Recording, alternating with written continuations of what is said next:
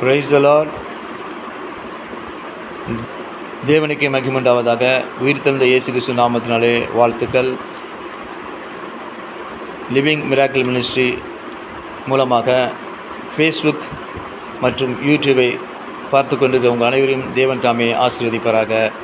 உங்கள் வீட்லேயும், வேலை ஸ்தலத்திலையும், குடும்பத்திலையும் ஆசீர்வாதங்களை கட்டளையிடுவாராக, நன்மைகளை கட்டளையிடுவார், நித்திய ஜீவனுக்கு நேராக அவர் நடத்துவாராக.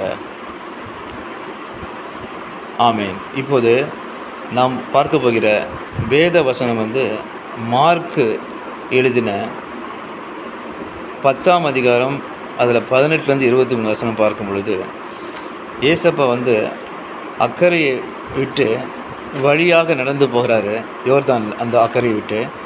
அப்போ ஒரு மனுஷன் ஏசப்பாவுக்கு முன்னால் அவரை முழங்கால் படிவிட்டு, நல்ல போதகரே, நித்திய ஜீவனை சுதந்திரிப்பதற்கு நான் என்ன செய்ய வேண்டும்னு கேட்குறான். ரொம்ப பொறுமையாக, அன்பாக, பயத்தோடு கேட்குறான். அப்போ ஏசப்பா அவனை பார்த்து சொல்கிறாரு, நீ என்ன நல்லவன் சொல்லாத, தேவன் ஒருவரே நல்லவர் அப்படின்றான். ஏன் இதை அப்படி சொல்கிறாரு? ஒருத்தன் முழங்கால் படிட்டு ஏசப்பா முன்னால் நித்திய ஜீவனை அடையும்படின்னு சொல்லி நல்ல விஷயந்தான் கேட்குறான். ஆனால் அவர் என்ன நீ நல்லவன் சொல்லாதன்னு ஏன் சொல்கிறாரு? அவனை பற்றி அவருக்கு தெரியும், ஏசப்பாவுக்கு. ஏன்னா அது பின்னால் படிக்கும் போது அந்த வசனங்களை பார்க்கும் பொழுது ஆண்டவர் உடனே சொல்கிறார், சரி நித்திய ஜீவனை அடையும்படி சுதந்திரிக்கும்படி என்ன செய்யணும்னு கேட்டல, எட்டர்னல் லைஃப், அதை பற்றி அவர் சொல்கிறாரு. அதுக்கு முன்னாடி கேட்குறாரு, விபச்சாரம் செய்யாதிருப்பாயாக, கொலை செய்யாதிருப்பாயாக, களவு செய்யாதிருப்பாயாக, பொய் சாட்சி சொல்லாதிருப்பாயாக, வஞ்சனை செய்யாதிருப்பாயாக, உன் தகப்பனையும் உன் தாயும் கனம் பண்ணுவாயா என்கிற கற்பனைகளை அறிந்திருக்கிறாயே என்றார். இவளை அறிந்திருக்கிறாயா என்றார். அப்போ அவன் சொல்கிறான், இதெல்லாம் நான் சின்ன வயசுலேருந்தே நான் கடைபிடிச்சிட்டு வரேன், இந்த கற்பனைகளை. அவர் ரொம்ப சந்தோஷப்படுறாரு, அவன் மேலே அன்பு கூறுறாரு அப்படி சொன்னவொன்னே. அப்போ ஆனால் உன்கிட்ட ஒரு குறை இருக்குது அப்படின்றாரு. அப்படியே பார்க்குறான். ஏன்னா அவர் ஆண்டவர் உண்மையை தான் சொல்லுவார்.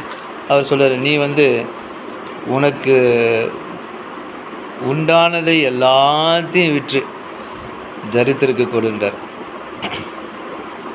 அப்போ உடனே அவன் அதை அக்செப்ட் பண்ணிட்டானா? சரி ஐயான்னு சொன்னானா, இங்கே நல்ல போதகரே அப்படின்னு சொல்லிட்டு முழங்கால் படிக்கிட்டு நித்திய ஜீவன் அடைய முடியும்னு சொல்லி பெரிய காரியத்தை கேட்குறான், மிகப்பெரிய காரியத்தை கேட்குறான், எட்டர்னல் லைஃப்பை. ஆனால் இவர் சிம்பிள் வே சொல்கிறார். என்ன சொல்கிறாரு?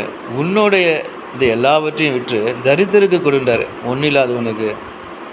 யாரெல்லாம் தரித்திரங்க? இந்த ரோட்டில் சாப்பாடு இல்லாமல் இருக்கிறாங்க, நல்ல வீடு வசதி இல்லாமல் இருக்கிறாங்க, கணவனை இழந்தவங்க இருக்காங்க, அவங்களுக்கு பணம் இல்லாமல் இருக்கிறாங்க, வயசானவங்க இருக்கிறாங்க, முதியோர் இல்லத்திலலாம் இருக்கிறாங்க, சின்ன குழந்தைங்க அப்பா அம்மாவை இழந்து வாழ்ந்து கொண்டு இருக்கிறாங்க, ஆர்ஃபன் சில்ட்ரன் இருக்காங்க, திக்கற்றவங்க இருக்காங்க, இப்படி எத்தனையோ வியாதிஸ்தங்க இருக்கிறாங்க, வறுமையில் இருக்காங்க. அப்படி இருக்கவங்கள, குஷ்டரோகிகள் இருக்காங்க, அவங்கள பார்த்து நீ இதெல்லாம் ஜென்ரலாக சொல்கிறாரு, நீ தரித்திருக்கணும்னு. ஆனால் அந்த காரியத்தை, சத்தியத்தை அவன் அறிந்து கொள்ளவில்லை, அவனால் அக்செப்ட் பண்ண முடியல. ஏன்னா அவன் மிகுந்த ஆஸ்தி உள்ளவனாக இருக்கான், அதிக ஆஸ்தி உள்ளவனாக இருக்கான். அதனால் அவன் மனம் கசந்துட்டு போயிட்டான். ஆண்டவர் சொன்ன வார்த்தை அவன் இப்போ உபயோக பண்ணல. அவர் சொல்கிறவர் ஆண்டவர் எல்லாத்தையும் கொடுன்னா இவனை ஒன்றும் இல்லாமல் ஆக்கிடுவாரா? அவனுடைய விசுவாசத்தை பார்க்குறாரு, என்ன செய்கிறான்னு சொல்லிட்டு. நீ எல்லாத்தையும் விற்று கொடுத்துட்டு ஆண்டவர் ஒன்றும் விட்டுருவாரா? அப்படி கிடையவே கிடையாது. அவர் ஐஸ்வர்ய சம்பன்னர். நமக்காக அவர் தரித்திரர் ஆனார். நம்ம ஐஸ்வர்யம் இருக்கிறது தான். அவனுக்கு கொடுன்றார். அவன் கொடுத்துட்டு இருக்கும்போது எல்லாம் பாதி முக்கால்வாசி 95%, 99%, 100% காலி ஆகும்போது திருப்பி கொடுத்துருவாருன்னு அவருக்கு தெரியல. யோபுக்கு அப்படி தான் கொடுத்தார். இழந்து எல்லாத்தையும் கொடுத்தார்ல ஆண்டவர். அப்படி தான் இழந்துட்டுனா கொடுப்பாரு. அதை அவன் டெக்னிக் அழகாக சொல்கிறார். நித்திய ஜீவனை அடையும்படி நல்ல போதகரே என்ன பண்ணணும்னு சொன்னால. அதனால தான் அப்போ என்ன சொல்கிறார், நீ என்ன சொல்லாதுன்ற உடனே சொல்கிறார். ஏன்னா உன்னை பற்றி எனக்கு தெரியும்பா, நான் சொல்கிற வார்த்தையை நீ அக்செப்ட் பண்ண மாட்டேன்னு அவர் உள்ளத்துக்கு நல்லா தெரியும். இருதயங்களை ஆராய்ந்து அறிகிற தேவன் அவர் ஏசப்பா. அப்போ உடனே அவங்க சீடர்களில் சொல்கிறார் ஆண்டவர், அவங்களுடைய டிசைபிள்ஸில், பாருங்கள், ஐஸ்வர்யவான் பரலோக ராஜ்யத்தை சுதந்திரிப்பதில்லைன்னு சொல்லி ஒரே வார்த்தை சொல்லிட்டார். அதுதான் இந்த இந்த வசனங்கள் மூலமாக நம்ம எனக்கு சரி நமக்கு என்ன தெரிய வருதுன்னா, ஆண்டவர் வந்து வேதாகமத்தில் சொல்கிறார், அந்த வார்த்தைகள் சத்தியமானது. அந்த வார்த்தையை சொல்லும் பொழுது நம்ம அதை உபயோக பண்ணணும். நம்மளை அவர் கைவிடாத தேவன். அவர் திக்கற்றவர்களுக்கு கொடுக்க சொல்கிறார். அப்போ கூட நம்ம வருமானத்தில் நம்ம வந்து ஏழைங்களுக்கு கொடுக்கலாம். அதிக வருமானம் வருதா, நிறைய பேருக்கு 100 பேருக்கு சாப்பாடு போடுங்க. கணவன் இழந்தவங்க, மனைவி இழந்தவங்க, திக்கற்றவங்க, வீடு இல்லாதவங்க, தெருவில் இருக்காங்க, பிளாட்ஃபார்மில் படுத்து தூங்கிட்டு இருக்காங்க. அவங்களுக்கு போய் என்ன வேணும் கொடுங்க, சாப்பாடு கொடுங்க, ட்ரெஸ்ஸு கொடுங்க, சைக்கிள் வேணுமா சைக்கிள் கொடுங்க. இந்த வேலை ஒரு சின்ன ஒரு கடை வச்சா பொழைச்சிக்கணும், பைசா கொடுத்து பாருங்கள். குழந்தைங்களுக்கு வந்து ட்ரெஸ் வாங்கி கொடுங்க. பிளாட்ஃபார்மில் படுத்துட்ருக்கான அவனுக்கு வந்து பாய் வாங்கி கொடுங்க, போர் வாங்கி கொடுங்க, மலைக்கு ஜெர்கின் வாங்கி கொடுங்க. உங்களால் முடிஞ்சதை பண்ணுங்கள், எது வேணால் பண்ணுங்கள். 5 பேருக்கு பண்ணுங்கள், ஒருத்தருக்கு பண்ணுங்கள். நிறையா இருந்தால் நிறையா பண்ணுங்கள். நிறைய சம்பாத்தியம் வருது, எவ்வளோ சம்பாதிக்கிறாங்க. அந்த சம்பாத்தியத்தை வந்து ஏழைங்களுக்கு கொடுன்னு தான் சொல்கிறாரு.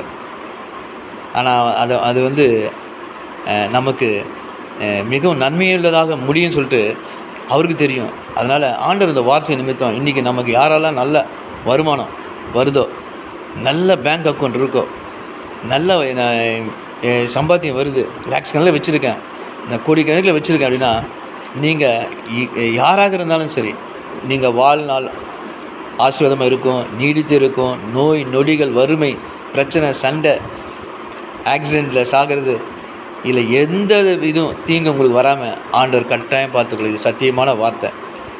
நித்திய ஜீவனுக்கு நிச்சயமாக உங்களுக்கு ஆண்டவர் கொடுப்பார். அதனால் ஏழைங்களுக்கு கொடுங்க, திக்கற்றவங்களுக்கு கொடுங்க, இல்லாதவங்களுக்கு கொடுங்க. நீங்கள் நல்லா இருப்பீங்க. நித்திய ஜீவனை கட்டாயம் ஆண்டவர் உங்களுக்கு கொடுப்பார். கண்களை மூடுவோமா? இயேசுவே, இதை நீங்கள் உங்கள் நாமத்தில் சொல்லிருக்கான்ப்பா, என்னை விட்டு எடுபடாத நல்ல பங்கு இயேசுவின் பாதத்தை தெரிந்து கொண்டேன். இதை பார்க்குற ஒவ்வொருத்தரும் ஆசீர்வதிங்க, நித்திய ஜீவனுக்கு நேராக நடத்துங்க. அவங்களுக்கு வருமானத்தில் ஏழைங்களுக்கு, மற்றவங்களுக்கு, இல்லாதவங்களுக்கு கொடுக்க கிருபை தாங்க.